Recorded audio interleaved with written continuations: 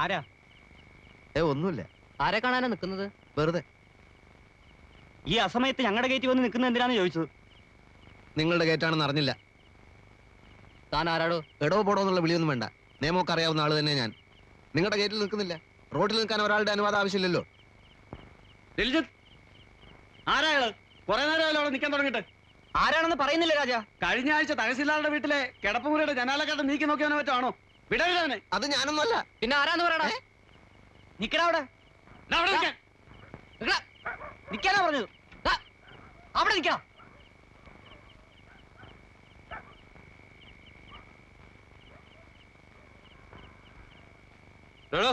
നിക്കടാ അവിടെ.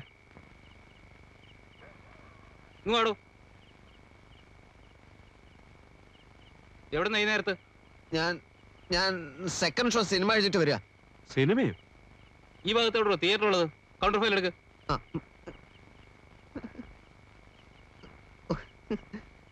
സാർ സത്യം പറയാം, ഞാനൊരു അഡ്വക്കേറ്റ് ആണ്. അഡ്വക്കേറ്റ്? കൗണ്ടർ ഫയൽ എടുക്കാം. സാർ എടാന്നൊന്നും വിളിക്കരുത്. അഡ്വക്കേറ്റ് PS നെന്മാറാന്ന് കേട്ടിട്ടില്ലേ? ഇല്ല. ആദ്യം നീ സിനിമയ്ക്ക് പോയെന്ന് പറഞ്ഞു, ഇപ്പൊ നീ അഡ്വക്കേറ്റ് ആണെന്ന് പറയണം. ശരിക്കുള്ള സത്യം സ്റ്റേഷനിൽ കൊണ്ടേ പറയിപ്പിക്കണം. നടക്കണം. ഓ, നീ വന്നു അല്ലേ? എന്റെ പ്രാർത്ഥന ദൈവം കേട്ടു. എന്ത് പ്രാർത്ഥന? എന്നെ തനിച്ചാക്കല്ലേ, കുഞ്ഞിക്കണ്ണനെ വേഗം വരുത്തണേന്ന് ദിവസത്തിൽ 3 നേരം പ്രാർത്ഥിക്കായിരുന്നു. അതൊരു ചതിയായിപ്പോയി. വെറുതെ അല്ല എന്റെ പ്രാർത്ഥന ദൈവം കേൾക്കാതിരുന്നത്. ഇങ്ങോട്ട് ഇനി വരില്ല എന്ന് പറഞ്ഞപ്പോ വലിയ വക്കീൽ എന്നെ തല്ലി. ആ കൊലപ്പുള്ളി എന്നെ കൊന്നാലോ എന്ന് ചോദിച്ചപ്പോ പറയാ, നീ ചത്ത നിന്റെ ശേഷക്രിയ ഞാൻ ഭംഗിയായി നടത്തിക്കോളാം കുഞ്ഞിക്കണ്ണാന്ന്. അതൊരു വലിയ കാര്യം തന്നെ കുഞ്ഞിക്കണ്ണ.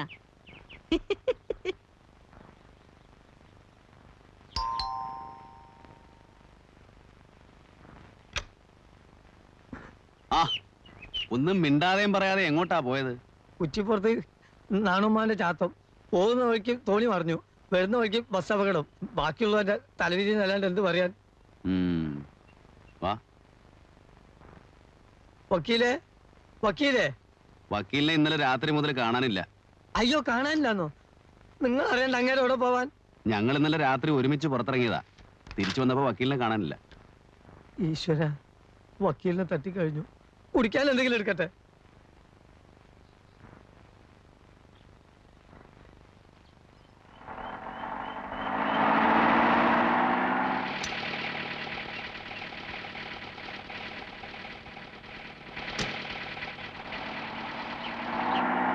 കുഞ്ഞിക്കണ്ണൻ എവിടെയായിരുന്നു? അങ്ങോട്ട് പോകുമ്പോ ബസ് അപകടം, ഇങ്ങോട്ട് വരുമ്പോ തോണി മറിഞ്ഞ്.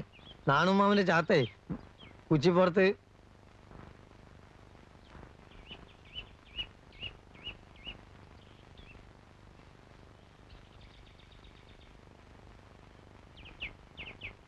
അല്ല, വക്കീൽ ഇത് എവിടെയായിരുന്നു? ഇന്നലെ ആ ഏരിയ മുഴുവൻ ഞാൻ അരിച്ചു പെറുക്കിയല്ലോ. കുഞ്ഞിക്കണ്ണ, കുറച്ച് എണ്ണയും കുഴമ്പൊക്കെ എടുത്തു വെക്ക്.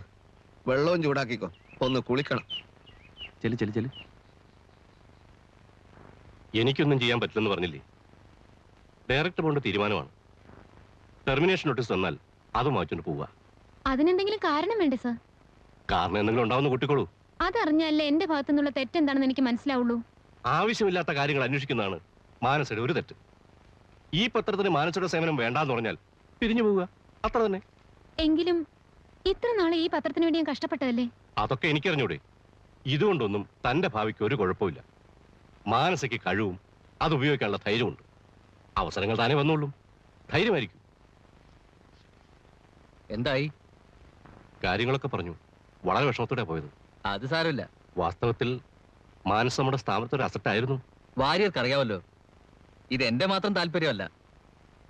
ഇനി അവളിവിടെ വർക്ക് ചെയ്താൽ അത് ഈ സ്ഥാപനത്തിന് തന്നെ അപകടമാണ്. ഒരു ജേർണലിസ്റ്റിനേക്കാൾ നമുക്ക് ആവശ്യം നമ്മുടെ സുഹൃത്തുക്കളാണ്.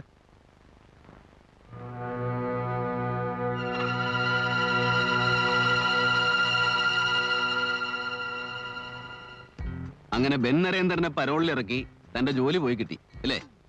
അന്ന് കാര്യകാരണങ്ങൾ നിരത്തി താൻ എനിക്കൊരു പാലം തീർത്തന്നില്ലേ സമൂഹത്തിലേക്ക് ഇറങ്ങിച്ചെല്ലാൻ? ഇപ്പൊ എന്തായി? ഇതുകൊണ്ടാണ് പുറം ലോകത്തേക്ക് ഞാനില്ലെന്ന് പറഞ്ഞത്.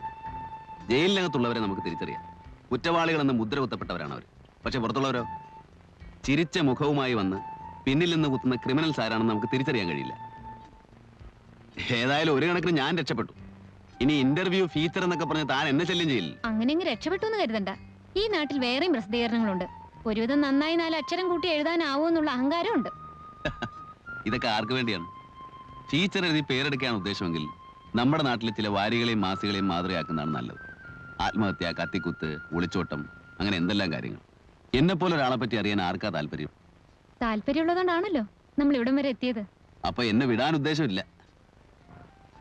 ശരിക്കും ഞാനൊരു ശല്യമായി തോന്നുന്നുണ്ടോ?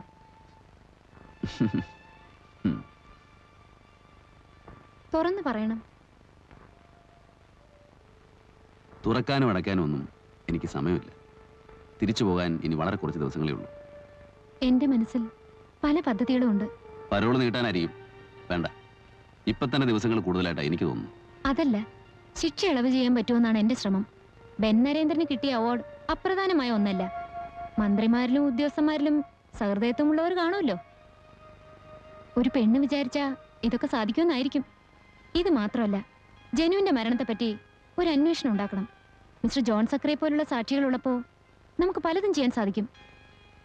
മാനസ ഒരു സാധാരണ പെൺകുട്ടിയല്ല.